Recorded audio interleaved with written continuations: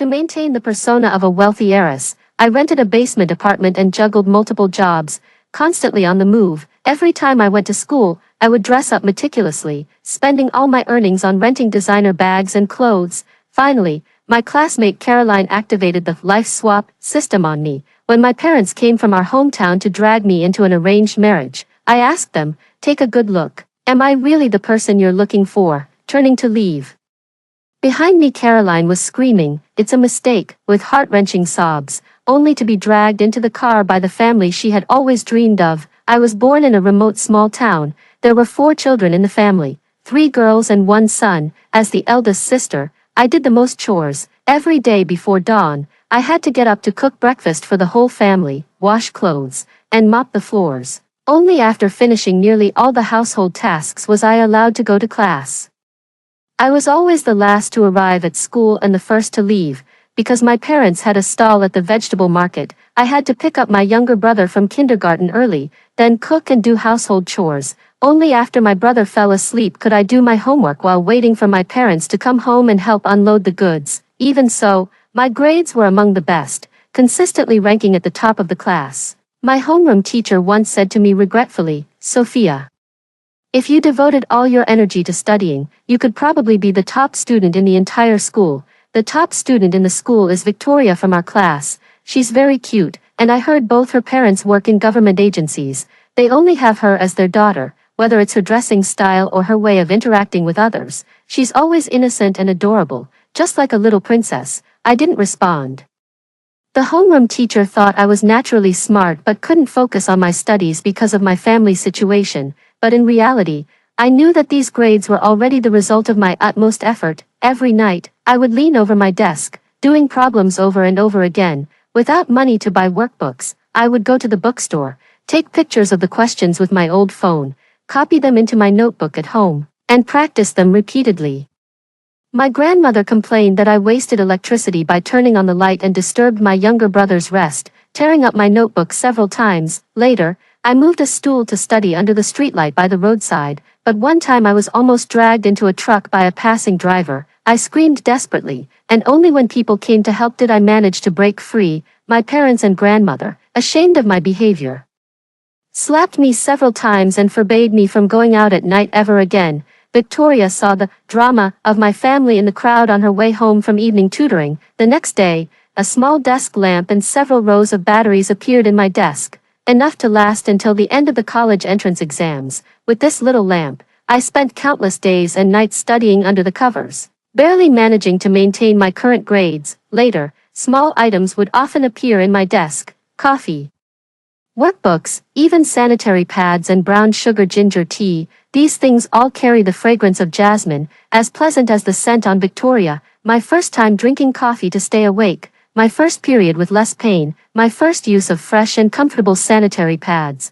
All thanks to Victoria. At first, I was at a loss when faced with others' kindness, completely unsure how to repay her. This sense of inferiority and hidden emotion was noticed by her, and then I received a long letter: "Sophia, you inspire my admiration. You can do anything well. Life might be a mountain you constantly need to climb. While I sit comfortably in the cable car, watching you take firm steps without fear, watching you like this fills me with a sense of shame, but also gives me a lot of courage. We will eventually meet at the summit. My help won't affect the path you must take, but even if it's just so I can shake your hand at the finish line with a clear conscience, please accept my assistance without hesitation." For the first time since I was born, I cried so hard. The next day, I went to class with eyes swollen like walnuts. During break, I found 2 boiled eggs in my desk drawer, along with a familiar note: "Not sure if it'll help, but try rolling them around your eyes." A ray of Victoria's sunshine appeared in my bleak and gloomy life.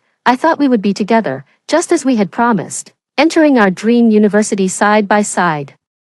But change came swiftly. At the start of our senior year, Caroline transferred to our school. Caroline was very pretty, but under the suffocating pressure of college entrance exams, she didn't receive the reaction she had imagined. After introducing herself and taking her seat, she kept flipping her hair and looking around. When no one paid her any attention, she simply gave up and asked her desk mate, "Which one is Victoria?" After seeing a group of people surrounding a girl asking questions, she pouted, squeezed through the crowd discontentedly, and said, Are you Victoria? Are you the one who got first place in the provincial math competition this year? Victoria looked up blankly and let out a confused, huh, so it really is you. I was wondering how the first place winner could be from such a backward small-town school. Are you really that smart? The remark was offensive, but Victoria still answered politely. I wouldn't say I'm that smart. I've just done a lot of practice problems. Humph. The pretentious talk of a top student. Caroline didn't behave at all like a newly transferred student. She looked down on the school, never paid attention in class, and was often seen riding around town on delinquents' motorcycles after school. She even handed in blank exam papers. She showed no interest in any classmates except Victoria, not even bothering to remember their names. Because my too small clothes revealed my body curves, she mockingly called me a bitch, probably because I didn't respond when called and kept my head down reading, which made her lose interest. She soon directed that insulting term at another girl. No one wanted to be friends with her, so she latched onto the good-natured Victoria, until Victoria finally told her, Caroline, please stop distracting me from my studies. The college entrance exams are coming up, and I can't focus with you around. Strangely enough, Caroline, who never listened to anyone, actually backed off this time, even going so far as to stop others from asking Victoria for help with their homework. No one was willing to pay her any attention. Naturally, soon, the college entrance exams arrived. After finishing the tests, I felt I had performed exceptionally well. On the day the results were released, I braided a jasmine bracelet, intending to give it to Victoria and tell her that my score was definitely high enough for us to attend the same university. But I never got to give her the bracelet, because Victoria died, 10 steps away from me. She was wearing her favorite white dress as she fell before my eyes. The scent of blood mixed with jasmine, and I fainted. When I opened my eyes again, I heard Grandma and my parents discussing how I should start live streaming to earn tips, just like this year's county top scorer. The county top scorer. Could it be that Victoria didn't die? I snatched the phone, and on the screen, Caroline's beautiful face greeted me with a smile, while the barrage of comments below was filled with phrases like, beauty and brains, sisters living the dream, and, wish I had a daughter like her. It was as if I couldn't recognize the words anymore. I asked my mom, county's top scorer, Caroline, what about Victoria? My mom grabbed the phone back and said, see, this just proves that girls from big cities have real talent. Your teacher said she usually kept her grades under wraps. But when it came to the college entrance exam, she gave it her all. Meanwhile, that Victoria girl, who always had such good grades, only scored 200 or 300 this time. Who knows if she was cheating all along, now that she couldn't copy during the exam. Her true colors showed, and she even jumped off a building. Can you imagine what kind of parents would raise a child like? Before my mom could finish, I stood up and rushed out. Caroline was just live streaming in the woods behind the school. I need to find her and get a proper explanation. I ran so hard that I lost one of my slippers, and the taste of blood filled my mouth. After a lot of effort, I finally found her. She was packing up her live streaming equipment, ready to leave. Just as I was about to approach her, a cold, mechanical voice suddenly echoed through the woods. 2 uses of the exchange function remain. Only one last use is left. Would you like to initiate target search now? I turned my head to look around, confirming that apart from me hiding behind the tree, there was no third person present. I won't activate it now. This county is full of poor peasants. I'll find a target to swap with after I go to university in City B. This time, I must choose carefully. I've already gained beauty and academic achievements through swapping. Now, I want to exchange for a prestigious family background.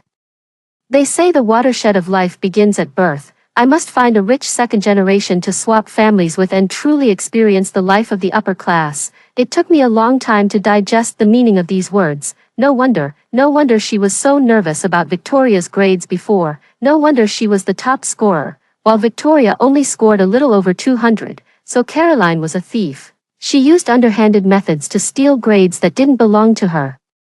And even her face was stolen. After achieving her goal, Caroline quickly left the county town. Some reporters came to the school for interviews but couldn't find her, so they ended up interviewing me, the second-place student, covering my face with my hands. I thought of my friend's tragic death, and my heart gradually collapsed. The homeroom teacher came over to protect me, explaining to them that I hadn't recovered from witnessing a classmate's tragedy. After much difficulty, I finally made it home. My parents, who had seen me covering my face and crying on TV, slapped me the moment I stepped through the door. Look at your pathetic self. Someone finally gives you a chance to be famous, and all you do is cry. You're a disgrace to the James family. Look at that top scorer. That young girl is making tens of thousands per live stream. Now look at your miserable self. No wonder you can't compete with her. Grandma also came over with a fire poker and swung it hard at me. You disgrace. Not only are you useless, but after exams you wander around watching people jump off buildings instead of coming home to help. A girl like you, if it weren't for your ability to study, even Leo from back home wouldn't want you. Ever since I was little, whenever I did something she didn't like, Grandma would threaten to marry me off to Leo. His family lived deep in the mountains, where all the neighbors had moved to the city. Only his household remained. I used to be terrified, screaming in my dreams, "I'll obey, don't make me marry that fool." But now, hearing those words, I felt strangely calm. I grabbed the fire poker and threw it aside. Only 2 people in the entire county got into Z University this year. Caroline is gone, so I'm the only one left. I just saw the school's red banner being put up. Someone will come to our house soon to deliver the good news. If you don't want me to talk about the kind of life I've had at home, then stop treating me like this. Mom plopped down on the floor and started wailing. What a sin.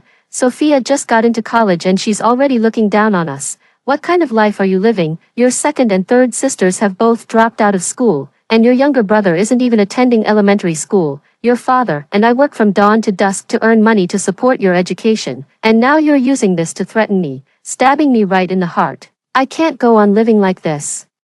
My younger brother has intellectual disabilities. At 8 years old, even elementary school wouldn't accept him, suggesting he attend a special needs school instead, but our parents refused. My second and third sisters struggled academically amid the heavy household chores and both stopped attending school right after finishing middle school. Girls aged 15 or 16, as soon as they drop out of school, are arranged by their grandmother and parents to be matched for marriage and sent off to their husbands. The potential grooms include unemployed loiterers and divorced men over a decade older than them. Their parents don't consider any other conditions.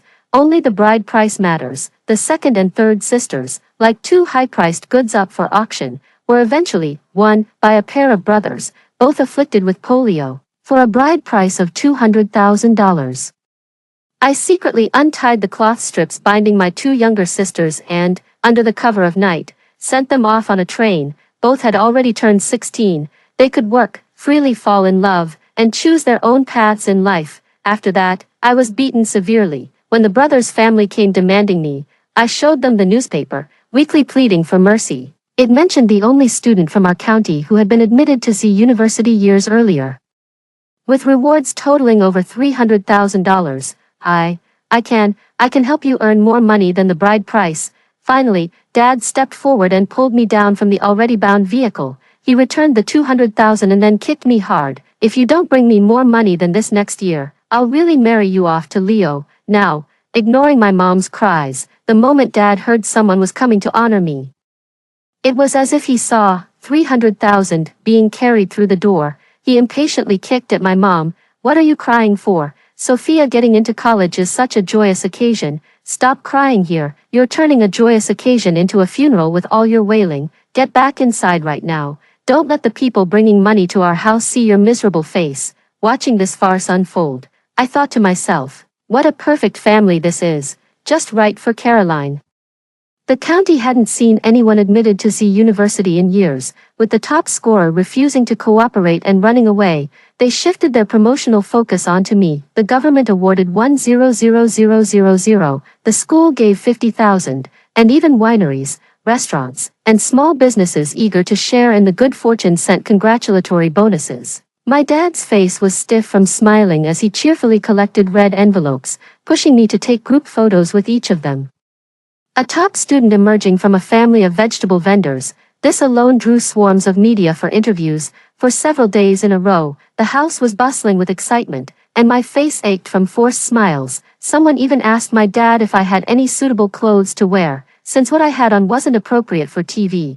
But all I wore were old clothes that my mom and grandma no longer wanted. They were short in stature, and the styles were outdated, completely mismatched with my age. I smiled as I looked at him and Grandma. The same people who usually acted so high and mighty toward me would bow and scrape, flattering outsiders to no end. It was truly laughable. Of course we do. Sophia is the only one in our family who goes to school, so we always give her the best of everything first. Who knew she'd keep wearing clothes like this? She's so focused on studying she can't even tell what looks good anymore. Huh. I leaned close to Dad's ear and whispered. What if I took the reporters to my room and showed them my wardrobe and bed? They would see the moldy little bed I made from wooden boards and cardboard under Grandma's 6-foot-long bed, the few old clothes stuffed in garbage bags, and the environment in which the eldest daughter of the James family, living in a 3-story house, managed to get into college. His face darkened as he threatened me in a low voice. Behave, or once they're gone, I'll kill you if you kill me.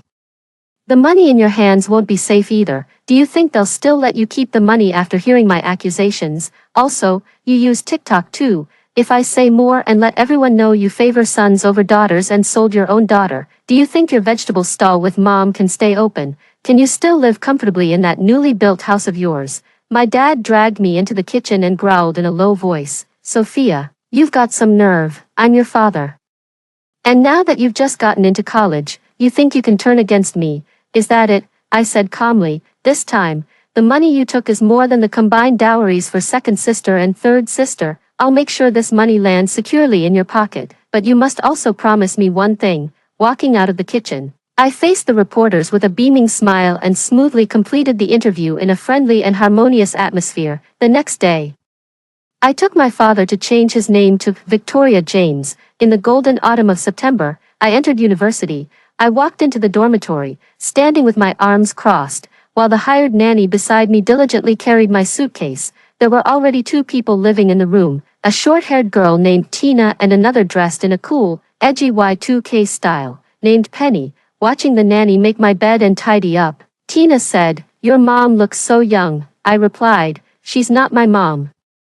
My parents are abroad right now. This is Aunt Jane, who's taken care of me since I was little. She was really worried about me living on campus, so she came to help me settle in." Oh, Tina widened her eyes and didn't say anything more. Hello everyone. The door opened, and Caroline, whom I'd been waiting for so long, finally arrived. I'd been following her live streams recently and applied for the same major as her. Fortunately, the program didn't admit too many students, so I got assigned to the same dorm room with her. She still looks so beautiful, bouncing around, feigning innocence.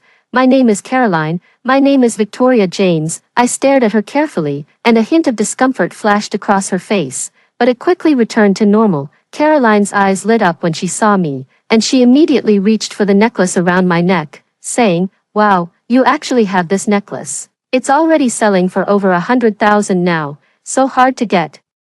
I took the necklace back from her hand and said calmly, "This was a birthday gift from my mom. If I had bought it myself, I might have given it to you if you liked it, but this one holds sentimental value, so I'm sorry, I can't give it to you as a greeting gift." Hearing this, Caroline's smile widened even more. "Victoria, what does your family do? How are you so rich?" The question was quite blunt. I smiled faintly without answering, though inwardly I was already disgusted by her brazenly calling me Victoria. How could someone be so shameless? How can they live with such peace of mind after causing someone's death? Tina leaned close to her ear and whispered, "That's Victoria James's family nanny. This is the first time I've seen a young lady who brings a nanny to school." Caroline's gaze grew even brighter as she looked at me, and a cold, mechanical voice echoed in the cramped room. "Initiate target exchange, this time." I was certain neither Tina nor Penny had heard that voice.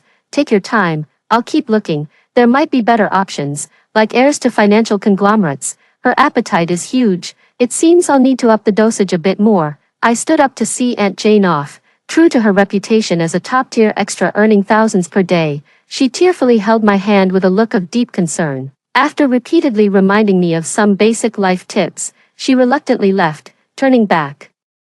I saw Caroline already rummaging through my suitcase. "Victoria, why did you bring so little luggage? I have an apartment off campus. Once I've settled in after the start of the semester, I'll move out, so there's no need to bring too many things." "Wow, so envious," Caroline and Tina both exclaimed in surprise. Before the semester started, a local coal tycoon hired me to tutor his daughter and share some of my experience. At that time, my family had already kicked me out after taking my money, and I was relying on part-time work at a convenience store to make ends meet. After receiving the invitation, I immediately moved into the coal boss's large villa on the mountain. The boss's daughter was very obedient and easy to teach. Within a month, her test scores improved by 20 points.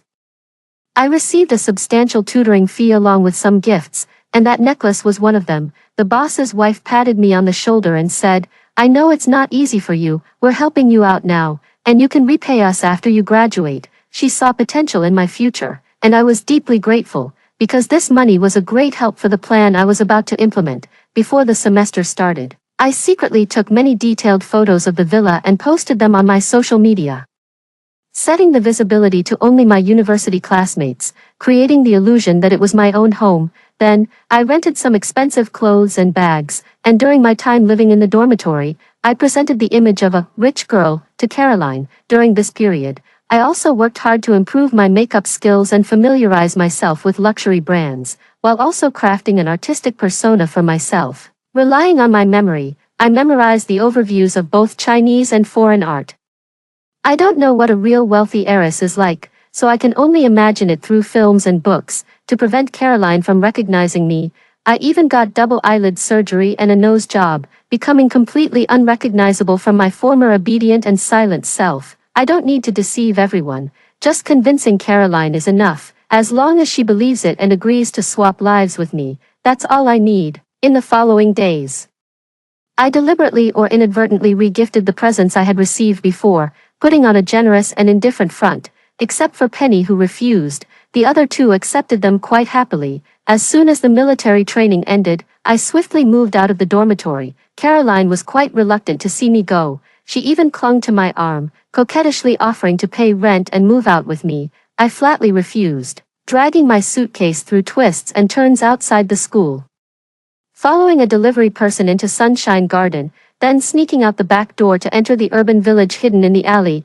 Even in urban villages, well-located properties aren't cheap. I rented a basement, damp and moldy, but still much better than the home I used to live in. After settling in, I changed into ordinary clothes. Even $20 or $30 outfits were wearable. Then I headed out to work. At first, my coursework wasn't too heavy, so I found part-time jobs at a hot pot restaurant, a bubble tea shop, and as a tutor, all paid by the hour. The more I worked, the more I earned. The habit of sleeping less since childhood has allowed me to adapt well to these non-stop days, to wear different clothes and carry different bags for each class. I have to pay a hefty rental fee. Now, I'm like an extremely vain, materialistic girl, desperately maintaining a facade that isn't truly mine. What exhausts me more than work is Caroline.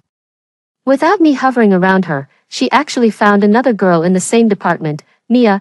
Unlike my mysterious background, Mia's mother is a professor in the neighboring department, and her father runs a tech company that's rumored to be going public soon, which will make her wealth even more immeasurable. Mia and I are completely different types of girls. She wears no makeup, and her clothes don't display any obvious designer logos, but the moment she sits in the classroom, her flawless, radiant skin, her poised and upright posture, and her warm, welcoming attitude toward everyone, it's clear she exudes the refined upbringing ingrained in her. I twist the ring to cover the burned scar on my finger and watch Caroline sitting next to Mia, affectionately linking arms with her, feeling a pang of bitterness in my heart. Did I just never catch her eye in the end? No matter how many peacock feathers a crow sticks on itself, it still can't change anything. Before class started, a tall and lanky boy walked in first. The girls behind me erupted in a flurry of excitement. I knew him too, a renowned senior at Z University who had competed in world-class intellectual contests and won championships. Combined with his striking looks, he had amassed a large fan following. He came in and sat directly next to Mia, pulling out breakfast from his bag and handing it to her with familiarity. Listening to the classmates behind them chat, the two of them were childhood sweethearts. Mia calmly took the soy milk and took a sip, while Caroline beside her blushed furiously. She stammered a greeting to the boy and introduced herself, only to be brushed off with a casual smile. The bell rang, Senior Lucas left, and the classroom gradually returned to silence. I heard Caroline ask in her heart, "System, if we exchange families, does that mean all the relationships attached to the family will be swapped too?" "Yes. Everyone will believe you grew up in the exchanged family from childhood, and all the original family relationships will be transferred over." "That's wonderful." She stared at Mia excitedly, as if eyeing a piece of juicy meat. A huge unease rose in my heart. What should I do? What should I do? After class, I walked up to Caroline and asked, Caroline, I recently found a really nice dessert shop. Would you like to go try it with me? Huh? She linked arms with Mia and said, but I'm on a diet right now. Mia just offered to take me to the faculty cafeteria. Sorry, can't go with you. Watching her walk away without even a glance, swinging the bag I gave her, I knew Caroline had crossed me off her list of potential exchange candidates. In the following days, no matter how I tried to ask Caroline out, she turned me down every time, sticking close to Mia instead, returning to the basement.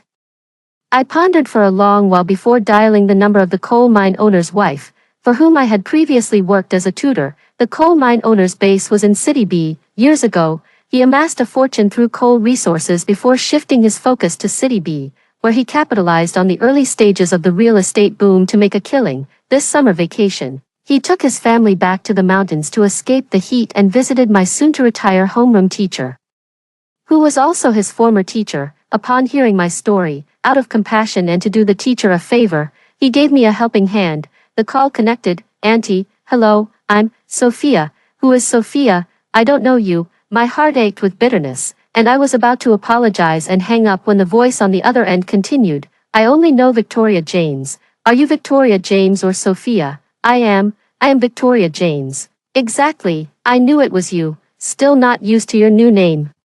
Thinking of all the gifts I had sent out and what I was about to ask next, I found myself utterly speechless. Victoria James, is something bothering you? No, I struggled to speak. Auntie, my birthday is next week. Could I use your house to throw a birthday party with my classmates? There was silence on the other end. My face burned with embarrassment, and the moment the words left my mouth, I wanted to slap myself. Hey Auntie, I'm sorry, that was presumptuous of me. You don't have to. Which day? What's your birthday? October 26th, next Tuesday. My nose tingled with emotion. In this world, apart from myself, even my own parents never remembered my birthday. Fine, I'll send you the address and password for Sunshine Garden. You can move in tonight. I'll arrange everything for that day, so you can just bring your classmates over directly. I suppressed the thick nasal tone in my voice and still asked the question, Auntie, why are you so kind to me? Victoria James, after a long silence on the other end, actually, I'm Victoria's aunt. Victoria was the joy and pride of our entire family. To stay and take care of her grandmother, she chose to study in the county town. As part of the agreement, she promised her parents she would always rank first in her exams, and she never broke that promise from first grade onward. She was always so smart from a young age. How could she have cheated all the way until the college entrance exam, as others claim, only to be exposed then? Her death was suspicious, and that Caroline's first place came under equally suspicious circumstances, but we reviewed all the surveillance footage and grading procedures, yet found nothing. I came to know you through Victoria's diary. You were the classmate she admired most, someone she wanted to stand alongside as an equal in the future. You kept her name within yours. What a loyal soul you are. I previously manipulated things to arrange for you and Caroline to share a dorm room. At first, I thought you had changed after entering university, becoming materialistic and vain. Even your uncle, to test you, arranged for a man to offer to support you financially, but you refused. I apologize for this, Auntie. We insulted your character.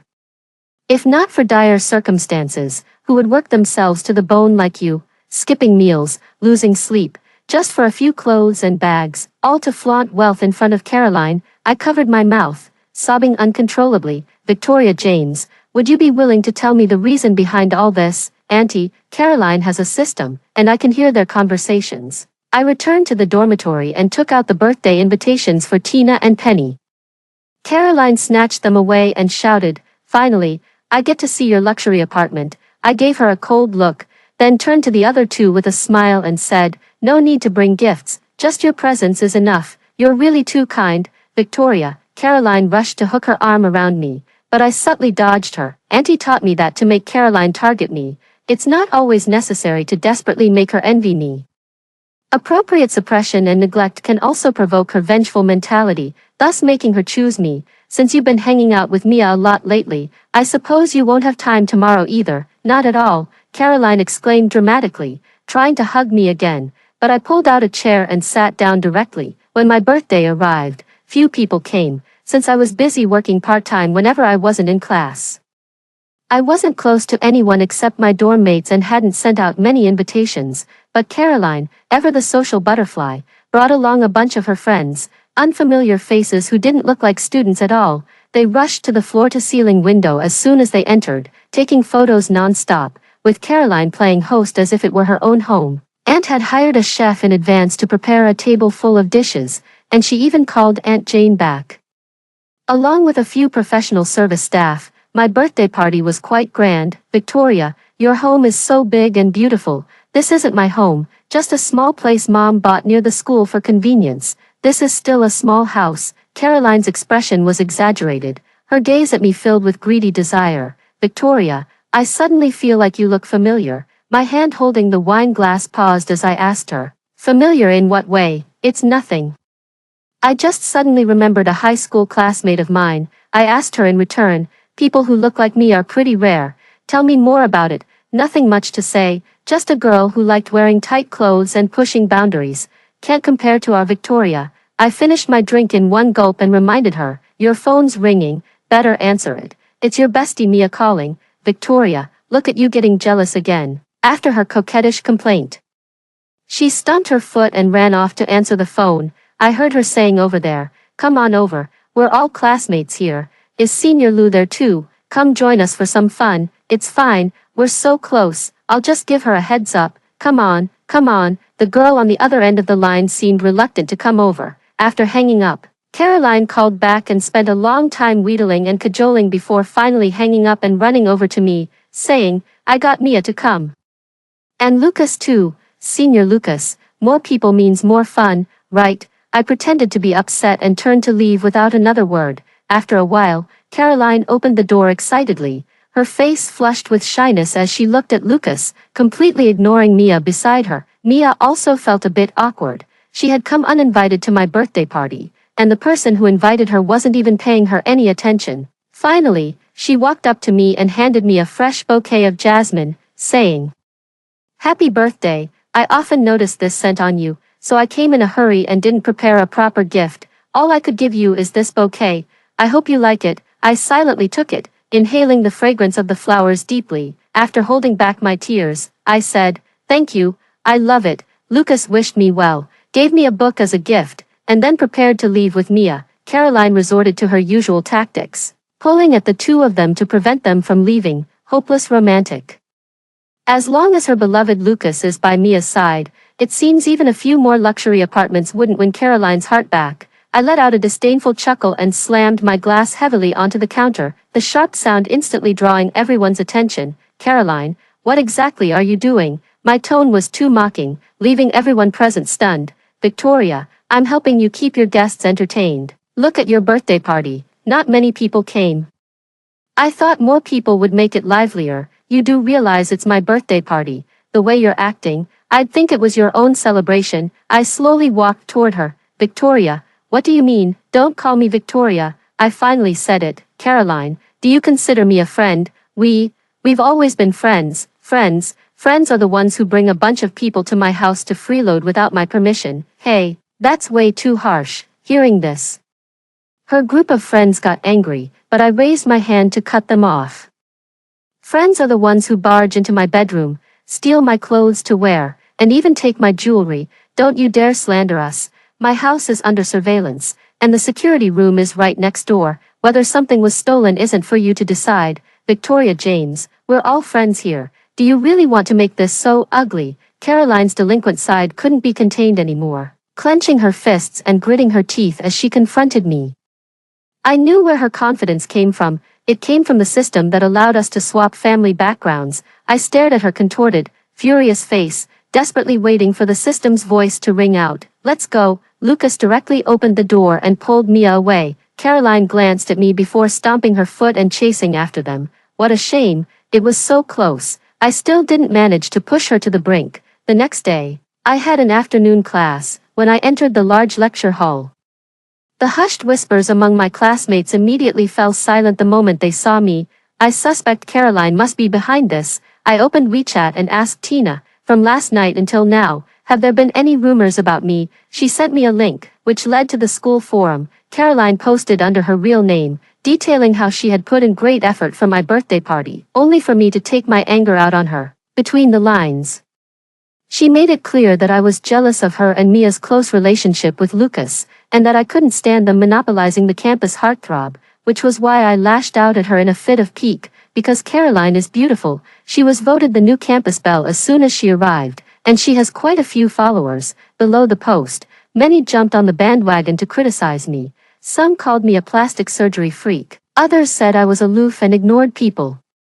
And there were even those who claimed I had terminal princess syndrome and loved flaunting my wealth. I threw my phone aside, walked up to Caroline, and asked her loudly, "What do you mean by posting this?" The classroom instantly fell silent, with everyone staring at the two of us. She must have already prepared herself for the upcoming exchange with Mia, as she replied nonchalantly, "What's the big deal? I just described yesterday's events truthfully. If you think it's inaccurate, go ahead and post a rebuttal yourself." I grabbed her hair, and everyone around thought I was about to start a fight. Rushing over to pull us apart, I snatched the hairpin from her head, yanking out several strands of her hair in the process. "If you're going to talk tough with me, then don't wear the things I gave you. Even a begging dog knows to bark a few times to please its owner. You take my things and then bark at me like a dog. Have you no shame?" I had already abandoned my facade of aloof elegance, my pent-up resentment toward Caroline making my voice rise. "Did you think I didn't know you only got close to me because I have money, playing nice with me? Isn't it just to scavenge the scraps I don't want and treat them like treasures?" Caroline's face turned bright red. She had often used my things to boost her own image, and now that I'd exposed her in public, she was left humiliated and speechless. Victoria James. "That outdated hair clip on your head, that mass-market handbag you're carrying, even the little accessory hanging from your phone, didn't you get them all from me? I gave you attitude at the birthday party. You're upset. My previous followers who received hundreds of thousands worth of gifts from me would even bark like dogs to cheer me up. But you, ungrateful and now trying to bite the hand that fed you." The words were truly harsh, leaving the surrounding classmates stunned. The teacher entered the classroom and scolded us to sit down immediately. I sat beside Caroline like a victor, took out my phone, and showed her the forum. Posts about me had been completely wiped out in an instant, and even mentioning my name would get an account banned. All of this was thanks to my uncle and aunt working behind the scenes. I continued to strike quietly. "It seems I've given you too much leeway before, making you think you're on the same level as me. Which is why you've been so insolent. Did you really believe that cozying up to Mia would put you above me? Let me tell you, even 10 Mia families combined couldn't rival mine." The statement was overly exaggerated, but the series of humiliating remarks left Caroline unable to think clearly. She stopped considering Lucas, stopped questioning the truth in my words. The mechanical voice I had long awaited finally sounded again. "Exchange target, Victoria James. Exchange item, family.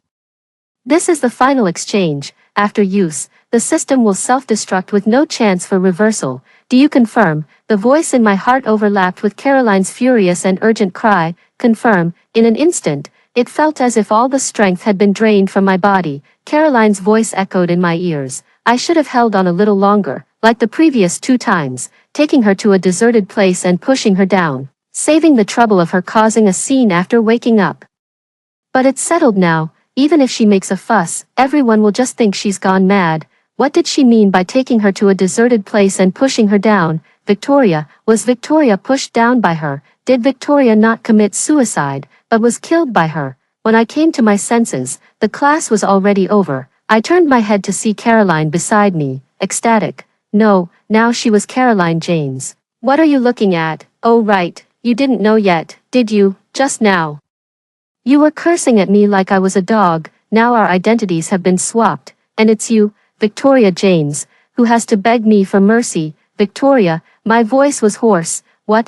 She moved closer to me, only to be pinned down on the table by my grip. "You pushed Victoria off the building, didn't you? She didn't commit suicide. She would never. You killed her. Who are you? How do you know Victoria? Who the hell are you?" She struggled desperately, but couldn't break free from my hands. Toughened by years of labor, I grabbed her by the hair and demanded, "You stole her grades, so why did you have to take her life too?" Her face twisted in terror, as if she'd seen a monster. I don't know what you're talking about. Let go of me, or I'll have my parents make you pay." "Parents? You mean my original parents?" Sophia's original parents. You, who the hell is Sophia? You're a bitch. The last sentence. She screamed out as she collapsed to the ground.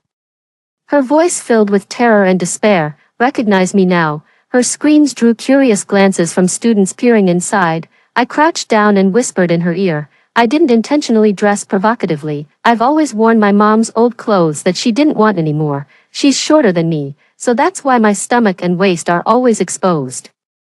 No, that's impossible. Why would you wear your mom's old clothes? You clearly wear all luxury brands. They're real, all real. I checked. Your parents even bought you a big house, and oh, right, they even hired someone to delete those posts. You're lying to me. Yes, you must be lying. You're a rich heiress. How could you possibly be that shady bitch? The clothes were rented, the house was borrowed, and the posts were taken down with help. If I hadn't done all this, how could I have tricked you into swapping lives with me? How else would I have had the chance to drag you into the hellish pit that is my family? You knew it all along. Her beautiful face twisted grotesquely. You knew when Victoria died. You deliberately set me up to avenge her. She lunged at me like a madwoman, choking my neck. Why did you set me up and ruin my plans? If it weren't for you, I could have become Mia. If it weren't for you, I could have been with Lucas.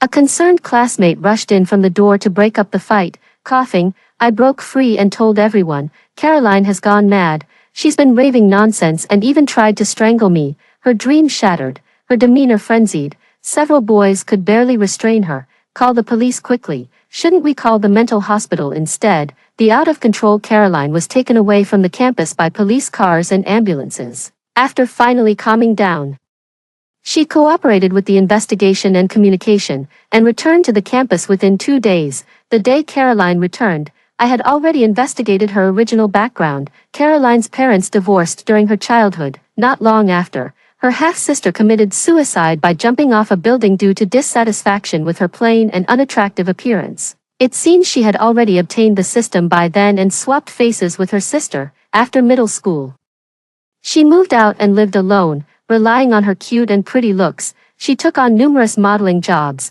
making a living through photo shoots and navigating relationships with various men, until the photographer she had always relied on cut ties with her, saying he had settled down and was preparing to marry a woman from a prestigious university. She fled to the county town and swapped grades with Victoria. Now, the one with divorced parents and no one to look after them is me, just as I wished. On my way out to work, I was suddenly surrounded by James' parents. Sophia, you heartless girl, how could you tell us you're never coming home again? We raised you all these years, just for you to grow wings and forget your family. Come home with me, you're the only one who can save your brother now. The city hospital says they can treat his condition, but it'll cost $800,000. Where would your father and I get that kind of money? Leo's family sold their mountain land. They can offer $300,000 as a bride price to marry you. Combined, that'll be enough to save your brother. As they dragged me along, I sneered inwardly. A few visits from the hospital's smooth talkers were all it took to convince them to sell their daughter to save their son, even if he could be cured. With parents this foolish, my brother wouldn't grow up any smarter. And that Leo, with his barren mountain land, once it's all sold off, where would they grow food to survive? It's truly a case of taking the bride price and letting the daughter and son-in-law's family starve to death without a care. However, their timing was even more perfect than I had imagined. It didn't waste all the effort I put into calling and texting them recently, provoking them by saying I would never return home or to the county town to let them leech off me anymore. I looked at them expressionlessly and said, take a closer look. Am I really the Sophia you're looking for? Oh, sorry. We mistook you for someone else. The two who had just been roughly pulling at me suddenly became bashful and polite. I know where the person you're looking for is. The two behind me quickly ran over to grab her. I turned and walked away, the sound of desperate cries and pleas for help echoing ceaselessly behind me. Later, I heard that Caroline had a psychotic episode and was taken home by her parents for treatment. After graduating from college, I returned to the small town.